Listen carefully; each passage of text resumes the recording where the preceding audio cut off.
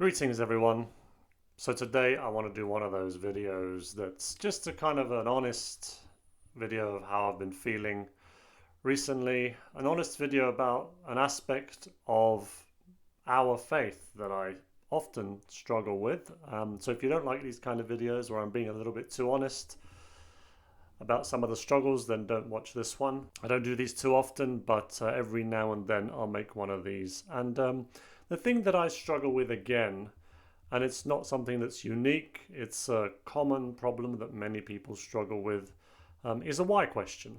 It's a why question, and it's the kind of why question where the usual response as to, well, why did God do this? Well, we're not sure, he just did, and then you get on with it, isn't satisfactory. You might have many why questions. In fact, we probably have loads of why questions as to why God did certain things. And we normally just have a little think about them, and then we say, well, we don't know, but he just decided to do things that way, and we move on. Why did God create the universe the way he created it? Why are there so many planets? Why is it so big? Why did he create some of the creatures he created in this world? Why this? Why that? And we think about it briefly, we ponder it, and then we kind of move on. We just go, well, because he did. But this why question is slightly more problematic, and it is not uncommon, as I've said. Believers have it, and non-believers also, when they try and understand if there was a God, why this? And it's the problem of evil, or as I prefer to call it, the problem of suffering. So when you talk about the problem of evil, a lot of people will generally think of bad things that people do to other people. So I prefer to call it the problem of suffering. So essentially the result of the evil. And it's a struggle. It's a struggle because some of the sufferings that people go through in this life are really horrendous. And the problem with it is that I understand the Christian explanation. I understand the Christian theory, the church theory, as to why there is suffering, right? It essentially comes down to the fall, and it comes down to sin. And so suffering and death are the wages of sin.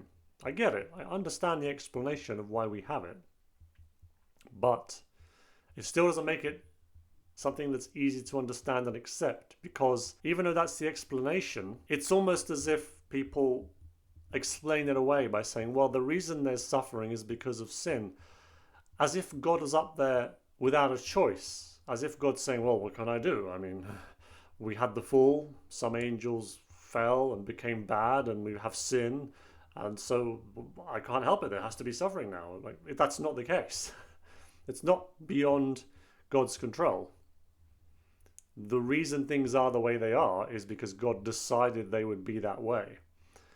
So you can't just say, well, there has to be suffering because of sin. No, there didn't have to be. There is, because God decided that because of sin, because of the fall, there would be suffering. It wasn't out of his hands. And also, it's not really something that God permits. So when people get a horrible illness, it's not as though God has seen that and gone, ooh, that's a rather horrible illness, and they're now praying to me to help them. But no, I'm going to permit this illness to destroy this person physically. I'm not going to help them on this occasion. It's a horrible illness, it came out of nowhere, but I'm going to let it continue. That's not what happened either. Anything that exists only exists because of God. Nothing exists outside of God. So the most horrible illnesses and diseases that you could think of that exist were created in some sense by God. And I know that's not the nicest thing to say here. It might sound like I'm criticizing God. I'm not. I'm just trying to convey a reality, right? If nothing exists outside of God, then the most horrible things, illnesses, diseases, tornadoes, hurricanes, all these things, they were created by God, or at least he set about the process for those things to come about. So all these kind of horrible illnesses, like the one, for example, that causes your body to attack itself and essentially destroy you from within, created by God. Because of sin, I get it, but still created by God. Now, obviously, the problem we have is that, if we believed in a God who wasn't necessarily all good, then we could say, oh, well, maybe this is just sadly one of the things that he enjoys. You know, he creates nice things and creates us, but he also likes to make us suffer because he has that perverse side to him. But that isn't the God we believe in. We believe in an all loving, all good God. And so that's the equation that we have to try and square every day when we see horrendous things happening. We have to go, okay, all loving, all good God, child suffering every day, dying of leukemia.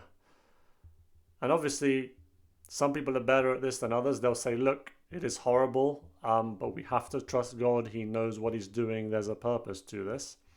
You can do that. And I think if you're able to do that, that's really good. But sometimes some of us, and I'm one of those, we really struggle with that. You know, whenever I walk by and I see a really horribly suffering child, I just sometimes look up, or at least in my mind, in my heart, I look up and I just think, really, was it really necessary to do that? And I'll be honest, it kind of frightens me a little bit that God is able to watch suffering and not really be moved by it, or at least he doesn't appear to be, because when people cry out to God and ask him for help when they're suffering, he doesn't, well, most of the time he won't do anything. There, of course, he might do something, but generally, statistically speaking, in most situations, he kind of allows the natural process to just continue on and doesn't intervene. And you know, even in the Bible, there is a section in, I can't remember which prophet it is in the Old Testament, but in one of them, when they talk about Jesus, when this prophet talks about the coming of Jesus, there's a little section where he says, it pleased God to see him crushed. And this was foretelling, you know, that Jesus would essentially be tortured and then crucified on the cross. But you know, the Holy Spirit speaks through the prophets. God speaks through the prophets. So one can only assume that this prophet was correct in what they were saying, in some sense, that it pleased God to see Jesus crushed. And that frightens me. Unless, of course, you believe that maybe that part of the Bible isn't quite exactly, it's like an assumption that it pleased God, but it didn't actually please God. Well, again, we believe that God has spoken through the prophets. You know, and I don't remember at any point an apparition of Mary or an apparition of Jesus where they said, yeah, those certain areas of the Bible, don't follow those too much because those aren't correct. Like, generally it's fine, but there are a few sections that you shouldn't pay attention to. No, you read the Bible. No one who's ever had a vision of Mary or Jesus has ever said, oh, by the way, they did mention that there's a few parts of the Bible that we should ignore because they're not quite right. So if the prophet says that it pleased God to see the Savior Jesus crushed, that's concerning because it means God is pleased by the fact that someone's suffering terribly. Now, of course, you could say, well, the reason it pleased him was because then that would save humanity and wash away sin. Sure, but it was done in this way. God decided it had to be done in this way. So those are some thoughts from me, some struggles as someone who suffers himself, and I know many people suffer. It's a very common thing to suffer in various ways. It's almost creative, the amount of ways that a human being can suffer. It's something that is a struggle. It's a struggle to understand. And I know that we don't have the same mind as God. We have finite minds, so we can't understand certain things, and that's just the way it is. But that is the way it is. We are human, and so therefore we are going to be confused by it, as I am confused by the suffering. It just seems as though, and again, I know I sound like I'm putting myself in God's place and saying I could do better than this. I would never make people suffer, but it does seem as though sometimes when you see the suffering, you think, was this really necessary? Given that you love your children so much, more than anyone in this world could ever imagine, was it necessary to make them go through this earthly hell so that they could then I don't know, maybe appreciate the goodness more. But was it necessary really? I suppose again the very strong person of strong faith is going to say yes, it was. It obviously was. If that's what God decided, then it had to be. But it's, as I said, it's a struggle. It is a struggle. Um, it's hard to understand, particularly when you're confronted with the suffering, whether it be someone else's or your own.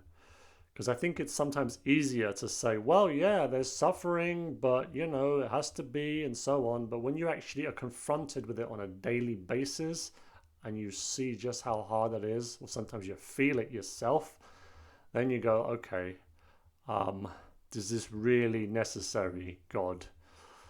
But yeah, that's just a few thoughts from me. Do let me know what you think. I am aware that you may disagree. Let me know if you have the same kind of struggles.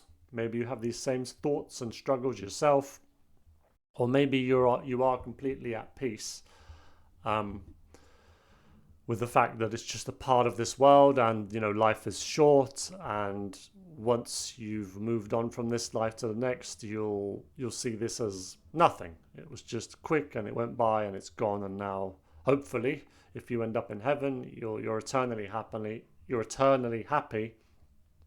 and you're almost glad actually, because you love God so much that you're glad that you could suffer for whatever reason to help God. It's an interesting system that's been put into place by God, that suffering has to cleanse sins. The suffering of one person can save another. Did it have to be that way? Well, it's the way it is, and God in his infinite wisdom obviously decided that this is the only way it could be. But tricky to say the least. Leave your comments. I am interested to see what you have to say, and thanks for watching. Have a blessed day.